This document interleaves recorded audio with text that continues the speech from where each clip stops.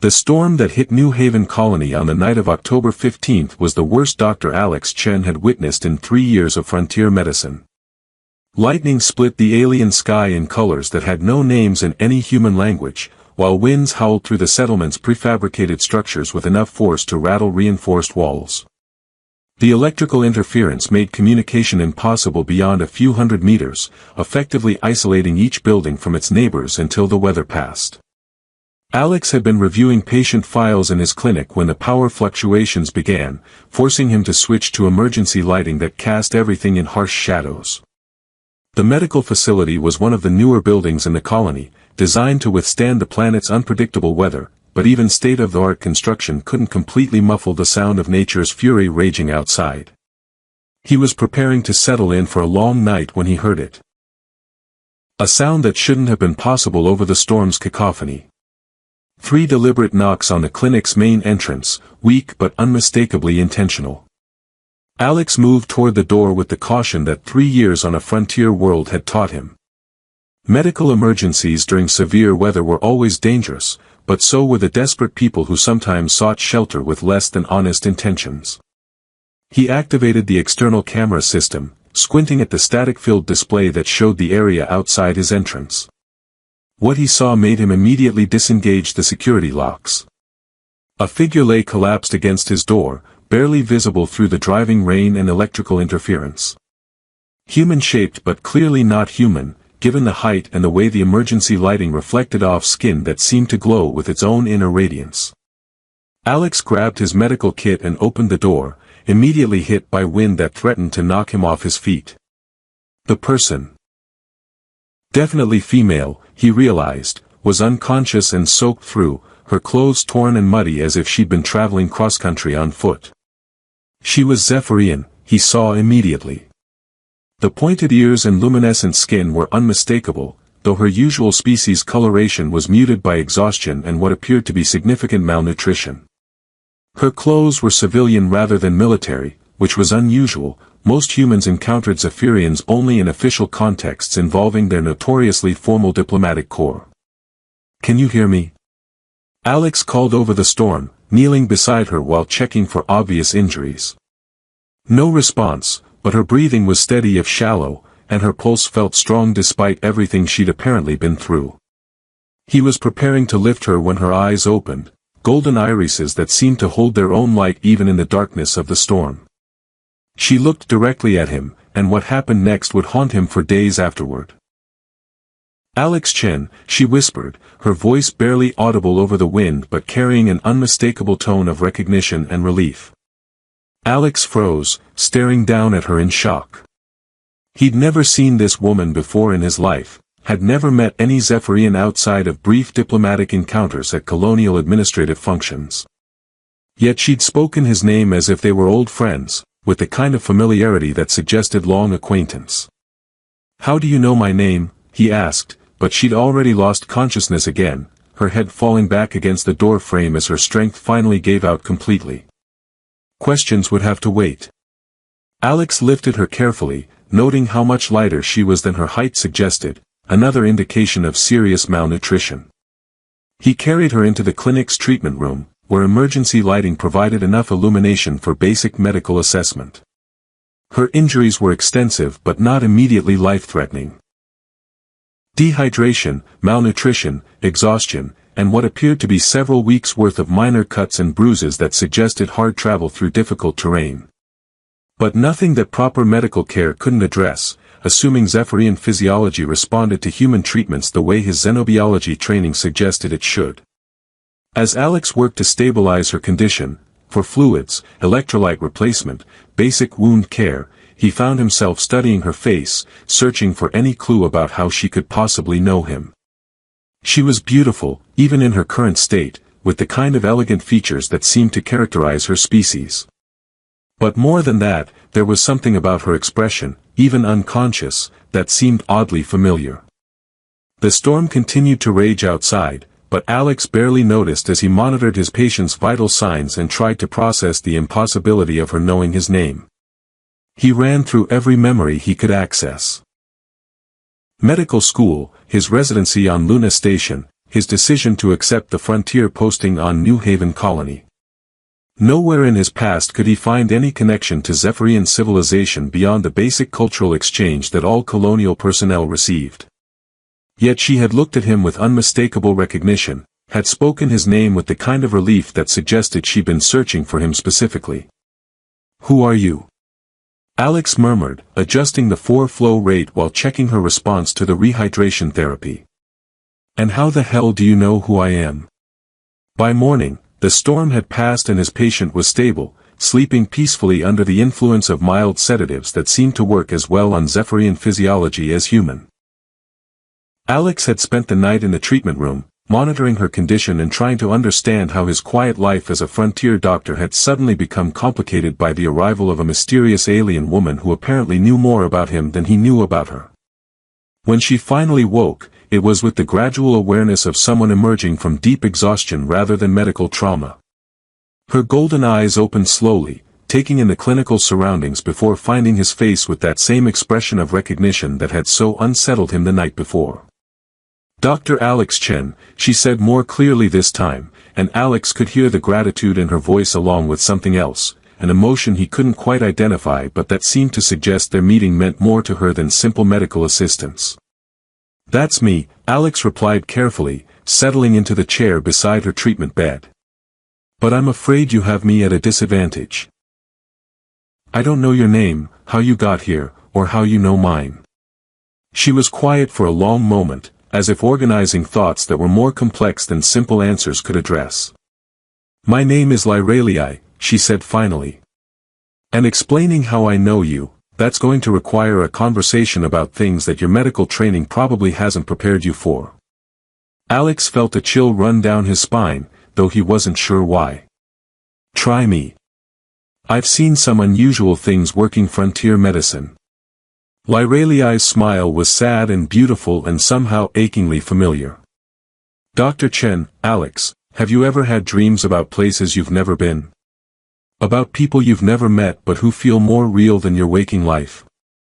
The question hit Alex like a physical blow because he had indeed been experiencing exactly those kinds of dreams for months. Vivid, detailed dreams about alien landscapes and a voice calling his name across impossible distances.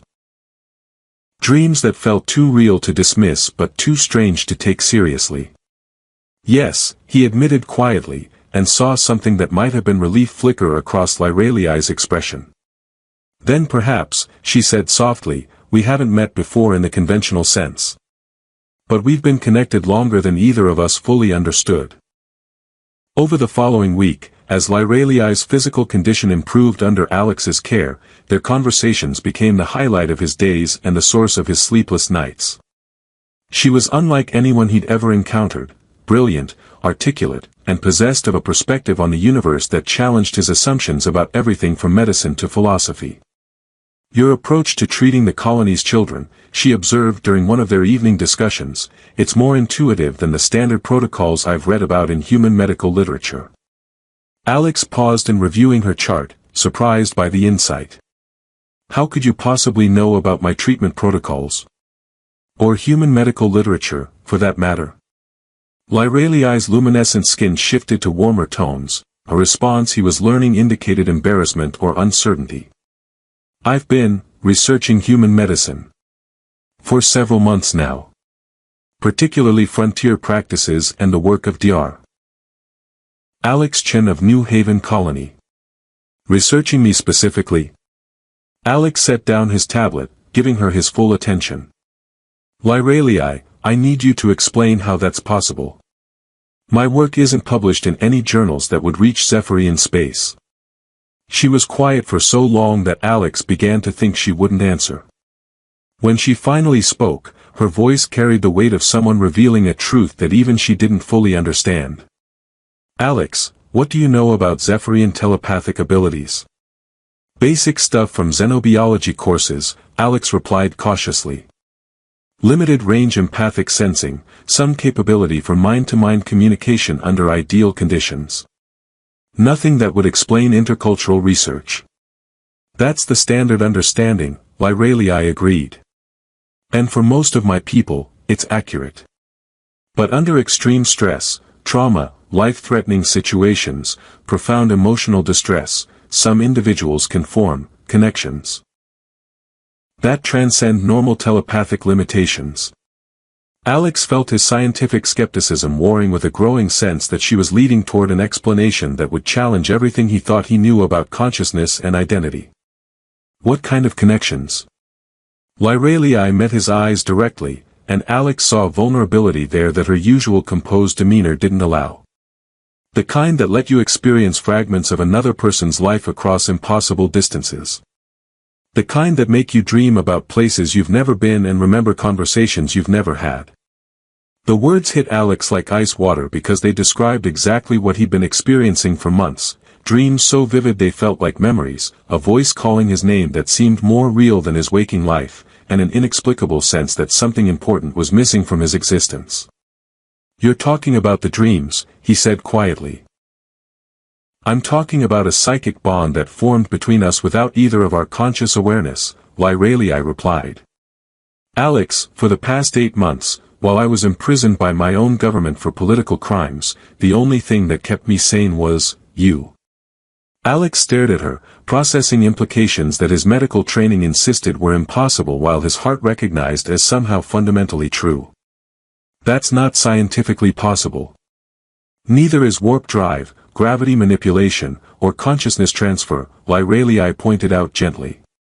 "Yet all of those technologies exist and function according to principles that seemed impossible until someone figured out how to make them work." She moved carefully to the edge of the treatment bed, her recovering strength allowing more mobility than she'd possessed since her arrival. "Alex, I know things about you that I shouldn't know. I know about your sister Sarah's death during the medical emergency you couldn't prevent. I know about your decision to leave Earth because you felt responsible for not being able to save her. I know about the way you work 16-hour days because being alone with your thoughts is too painful." Each revelation hit Alex like a physical blow because they were all accurate, and all deeply personal information that he'd never shared with anyone on New Haven Colony. "How is that possible?" "Because when my mind was desperate for hope, for connection, for any reason to keep fighting, it somehow found yours," Lyralii explained, her luminescence brightening as emotion colored her words. "I've been sharing fragments of your memories, your experiences, your dreams for months without either of us understanding what was happening." Alex stood up and began pacing the small treatment room, his scientific mind trying to process information that defied rational analysis. "You're telling me that we've been telepathically connected across interstellar distances without knowing it? I'm telling you that souls can find each other even when everything else conspires to keep them apart," Lyralii said softly. "And that the reason you feel like you know me is because, in the ways that matter most, you do." Alex stopped pacing and looked at her, seeing past the alien features to the intelligence and strength that had drawn him from their first conversation. "The dreams I've been having, the voice calling my name. Was me," Lyralii confirmed. "Reaching out across space because my unconscious mind knew that somewhere in the universe was someone who would understand, who would care, who would help if I could just find a way to reach him. And the reason you came here to New Haven Colony was because our connection showed me where to find you," Lyralii finished. "I escaped from Zephyrian custody with nothing but the certainty that Dr. Alex Chen represented safety and hope, even though I couldn't rationally explain why." Alex settled back into his chair, studying her face and seeing reflected there the same sense of destiny and impossibility that had been haunting his own thoughts. "This is crazy. Completely crazy," Lyralii agreed with a smile that lit up her entire expression. "But also true. And scientifically fascinating," Alex added, his curiosity beginning to overcome his skepticism. "If telepathic bonds can form across such distances, the implications for consciousness research, for understanding the nature of identity and connection, are staggering," Lyralii agreed. "Which is part of why my government wanted to suppress my research rather than allow it to continue." "Your research was into telepathic phenomena." Lyralii's expression grew serious. "My research was into the forced enhancement of telepathic abilities through chemical and surgical means." What I discovered was that my government was experimenting on political prisoners, trying to create artificial telepathic networks for intelligence gathering and population control. Alex felt sick as he understood the implications. And when you tried to expose this, I became a target myself, Lyralii said simply.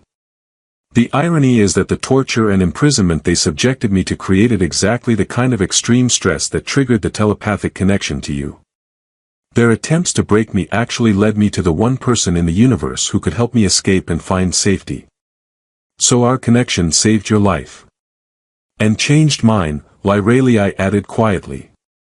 Alex, I've experienced enough of your memories to understand who you are, your compassion, your dedication to helping others, your willingness to sacrifice your own comfort for people who need medical care.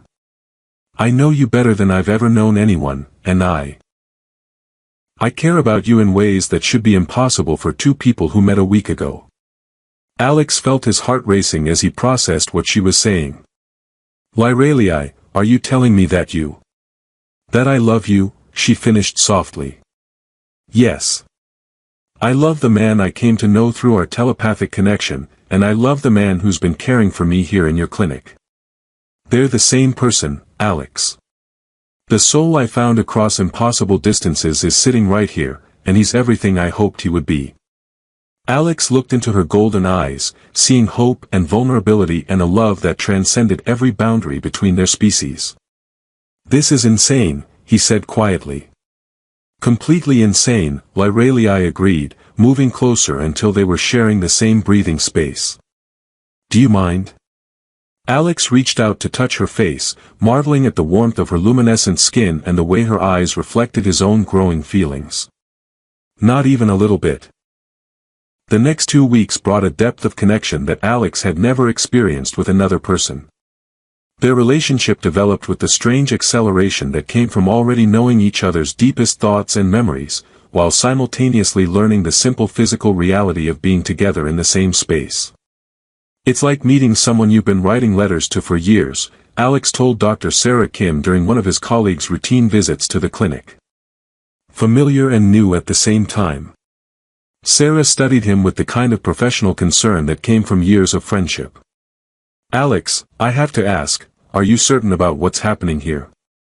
Telepathic bonds, psychic connections across space, it sounds like something out of a science fiction novel. So did faster-than-light travel until we figured out how to make it work, Alex replied, echoing Lyralii's earlier observation. Sarah, I can't explain the mechanism, but I can't deny the results. She knows things about me that no one else knows. Details about my childhood, my medical training, thoughts and memories I've never shared with anyone. Or, Sarah said carefully, she's had access to detailed intelligence about you through sources you're not aware of. Alex, this woman showed up during a storm with no identification, no travel documents, and a story about being a political refugee. Don't you think it's possible there's more to this situation than romantic telepathy? The question bothered Alex more than he wanted to admit, partly because it echoed doubts he'd been trying to suppress. His growing feelings for Lyralii were real and powerful, but Sarah was right to point out the practical inconsistencies in her story. That evening, as Alex and Lyralii shared dinner in his quarters adjacent to the clinic, he decided to address his concerns directly. Lyralii, I need to ask you something, and I need you to be completely honest with me. She looked up from her meal, her luminescent skin shifting to the cooler tones he'd learned indicated alertness or concern. Of course. What do you want to know? Is everything you've told me about our connection true? The telepathic bond, the shared dreams, the reason you knew my name, all of it. Lyralii set down her fork and met his eyes directly. Alex, are you asking because you're having doubts, or because someone else is raising questions about my story? Both, Alex admitted. Dr. Kim pointed out some practical inconsistencies that I've been trying to ignore. And I need to know that what we have is real, not some elaborate deception designed to exploit my feelings. Stand up, Lyralii said quietly. What? Please, just stand up and come here. Alex rose and moved to where she was sitting, uncertain what she intended but trusting her enough to comply. Lyralii took his hands in hers, her luminescent skin beginning to glow more brightly as she looked into his eyes. "Alex, I'm going to show you something that will either prove our connection is real or confirm your doubts about my honesty. But I need you to understand that what I'm about to do will change how you experience consciousness itself." Before Alex could ask what she meant, Lyralii's grip on his hands tightened, and suddenly the world exploded into sensation and memory that wasn't his own. He was in a Zephyrian prison cell, his body racked with pain from interrogation techniques designed to break telepathic resistance. But underneath the physical suffering was something else, a desperate reaching across space toward a warmth and comfort that felt impossibly distant but utterly real. Then he was experiencing memories from his own childhood, but through Lyralii's consciousness, seeing himself at age 12, devastated by his father's death, making the decision to become a doctor because he couldn't bear the thought of other people dying from preventable causes. The shared consciousness lasted only seconds, but it felt like hours. When Lyralii released his hands, Alex staggered backward, his mind reeling from the experience of temporarily merging with another person's thoughts and memories. That was. He began, then stopped because human language didn't have adequate words for what he'd just experienced. "That was me sharing our telepathic connection directly," Lyralii said, though the effort had clearly exhausted her. "Alex, what you felt in that prison cell, that was my mind reaching out across space because it recognized something in you that felt like home. The memories you experienced were the fragments of your life that I've been carrying with me for months." Alex sat down heavily, trying to process the implications of what had just happened. "That's not possible. Consciousness doesn't work that way. Consciousness works in ways that science hasn't begun to understand," Lyralii replied gently. "Alex, what did you feel when our minds touched?" Alex considered the question, remembering the overwhelming sense of recognition and completion he'd experienced during their brief mental connection. "I felt like I was finding a part of myself I didn't know was missing. That's what I've been feeling since the moment our connection formed," Lyralii said softly. "That's why I knew your name, why I trusted you enough to risk everything to reach you, why I love you in ways that should be impossible between two people who've known each other for such a short time." Alex looked at her, seeing past the alien features to the person he'd come to know through weeks of conversation and growing intimacy. "You really did experience my memories before we met." "I really did," Lyralii confirmed. "And you've been experiencing fragments of mine in your dreams, even if you didn't understand what they were." "Which means," Alex said slowly, "that we've been falling in love across impossible distances without either of us fully understanding what was happening." Lyralii's smile was radiant. "Exactly. Our souls found each other long before our bodies did." Alex reached for her hands again, this time prepared for the gentle psychic resonance that seemed to accompany their physical contact. "Lyralii, what you showed me, the prison, the torture, the experiments your government was conducting, is why I can never go back to Zephyrian space," she said quietly. "And why my presence here puts you and this entire colony at risk." "What do you mean?" "I mean," Lyralii replied, her luminescence dimming with worry, "that my government will eventually track me here. And when they do, they'll demand my extradition as a condition for maintaining peaceful relations with human colonies." Alex felt cold understanding creep through him as he grasped the full implications of harboring a political refugee whose research threatened Zephyrian state secrets. "How long do we have?" "I don't know," Lyralii admitted. "But Alex, I need you to understand something important. Even if they find me, even if I have to run again, what we've shared is real. The connection between us won't disappear just because we're separated by distance or circumstances." Alex pulled her closer, holding her against him while his mind raced through possibilities and plans. "Then we make sure they don't find you. And if they do, we make sure you're not alone when you run. Alex, you can't abandon your life here for me. The colonists need you, your medical practice can be transferred to another doctor," Alex interrupted. "Lyralii, you said our souls found each other across impossible distances. If that's true, then I'm not letting anything separate us now." Even if it means giving up everything you've built here. Alex looked into her golden eyes, seeing his own determination reflected there along with love that transcended every barrier the universe had tried to place between them. Everything I've built here was just marking time until I found you. And now that I have, I'm not letting go. The Zephyrian diplomatic vessel arrived at New Haven Colony exactly 36 days after Lyralii had collapsed at Alex's door. Its approach was detected by orbital sensors that immediately flagged the ship as official government transport, complete with diplomatic immunity codes and formal requests for colonial cooperation in apprehending a fugitive. Alex received the notification while treating a patient in his clinic, but the message's content made his blood run cold. Attached to the diplomatic request was a detailed file on Dr. Lyralii Vexhi, wanted for treason, theft of state secrets, and violation of telepathic research protocols. They found me, Lyralii said quietly when Alex showed her the official communication. She was helping him organize medical supplies, a routine they developed during her recovery that had evolved into comfortable domestic partnership. I knew they would, eventually.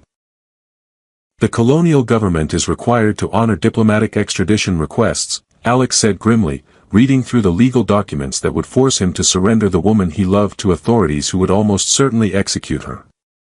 Unless what?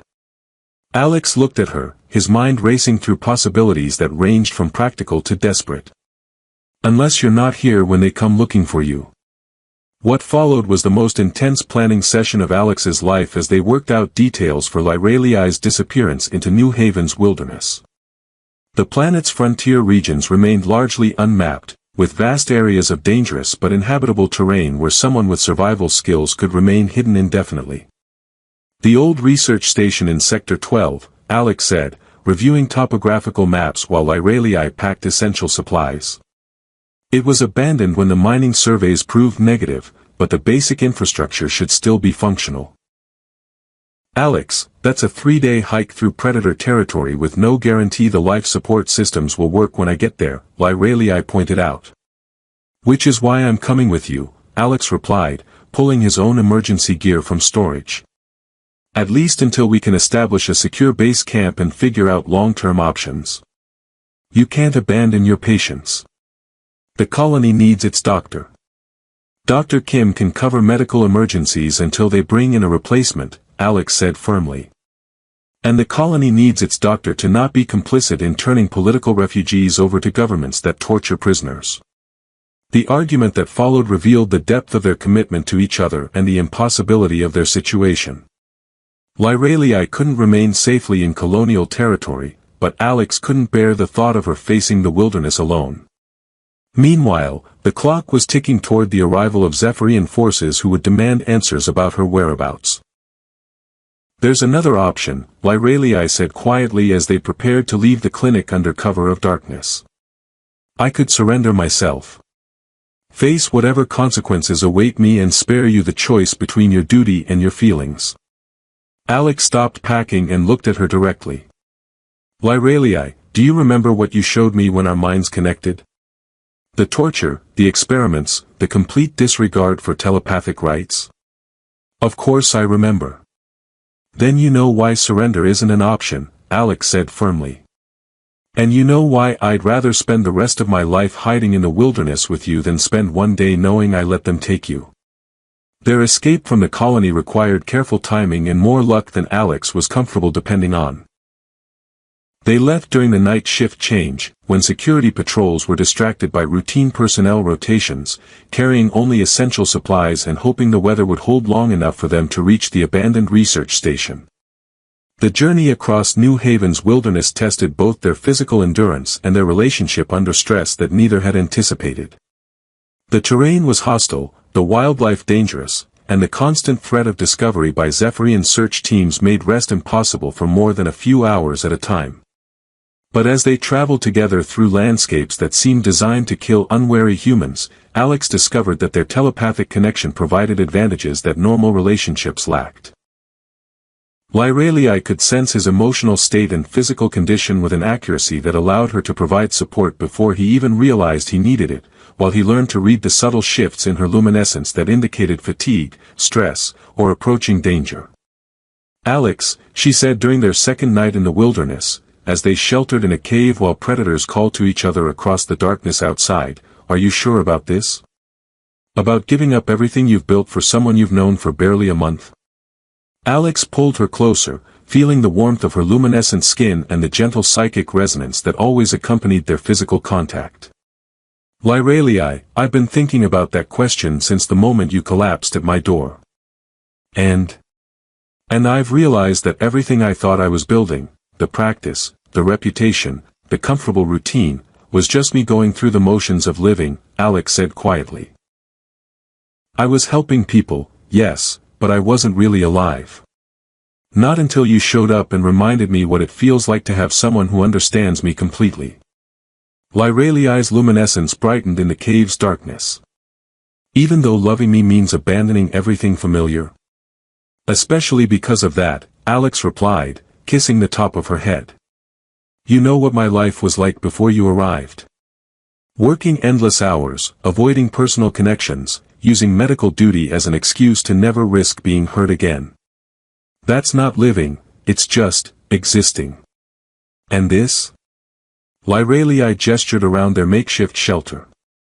"Hiding in caves, running from authorities, never knowing if we'll have a safe place to sleep. This is the most alive I've felt since Sarah died," Alex said honestly. "Because I'm sharing it with someone who matters more to me than comfort or security."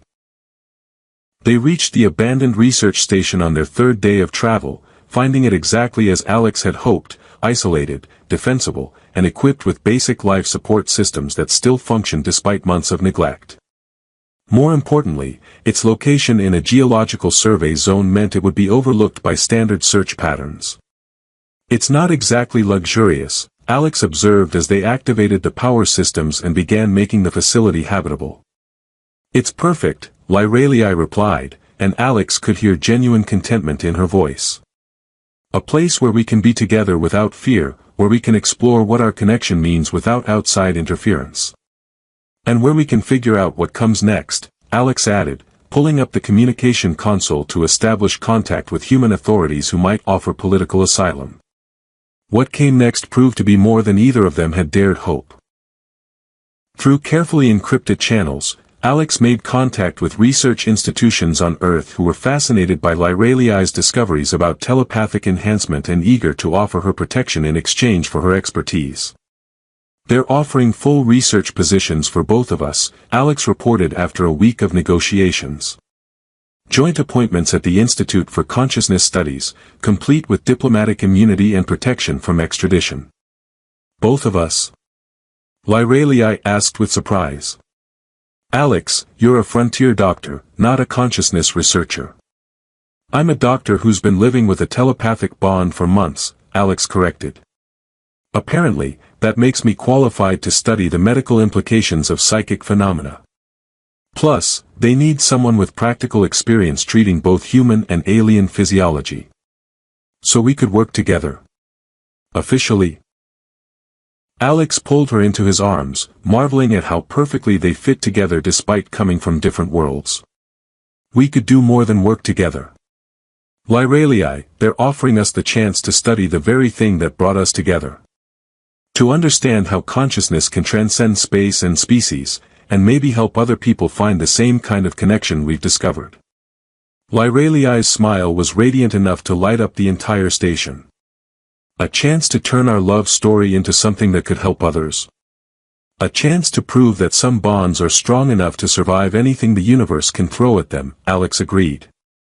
6 months later, Dr. Alex Chen and Dr. Lyralii HFY published their first joint paper on telepathic bond formation across interstellar distances, launching careers that would revolutionize understanding of consciousness, identity, and the connections that bind souls together regardless of the barriers that seem to separate them. But their most important discovery had nothing to do with academic research. In quiet moments between experiments and lectures, when Lyralii would unconsciously reach for Alex's hand and their minds would touch with the gentle familiarity of long practice, they knew they had found something that transcended science itself. "Do you ever wonder," Lyralii asked during one of their evening walks through the Earth Research Facility's gardens, "what would have happened if our connection had never formed? If I'd never heard your voice calling across space?" Alex considered the question, thinking about the empty routine his life had become before she'd collapsed at his door. "I think I would have continued existing rather than living. Going through the motions of helping people while never allowing myself to be helped in return. And I would have died in that prison," Lyralii said quietly, "never knowing that somewhere in the universe was someone who could love all the parts of me that my own people considered dangerous." They walked in comfortable silence for a while, their hands intertwined and their consciousness gently connected in ways that still amazed researchers who studied their bond. Around them, the Earth garden bloomed with flowers from a dozen different worlds, proof that beauty could flourish when different species chose cooperation over competition. "Alex," Lyralii said as they settled onto a bench overlooking the facility's reflecting pool, "thank you." "For what?" "For hearing me when I called across impossible distances," she replied, her luminescence warming to golden tones that reflected her deep contentment. "For opening your door when I collapsed outside it. For choosing love over every practical consideration that should have kept us apart." Alex lifted their joined hands to his lips, kissing her knuckles while marveling at how much his life had changed since that stormy night when a stranger had whispered his name like they'd known each other forever. "Thank you," he replied, "for showing me that the most important connections aren't the ones we plan for or expect, but the ones that find us when we're brave enough to trust in possibilities that seem impossible. And for proving that love really can transcend any distance," Lyralii added, leaning against him as the Earth sun set behind the mountains, painting the sky in colors that reminded them both of the alien sunsets they'd watched together while hiding in the wilderness of New Haven. Their love story had begun with a telepathic cry across space and a collapse at a clinic door. It had grown through shared danger, impossible connections, and the courage to choose each other over everything else the universe offered. But most importantly, it had become proof that some bonds are written in the fabric of consciousness itself, connecting souls across any distance and surviving every obstacle that tries to keep them apart.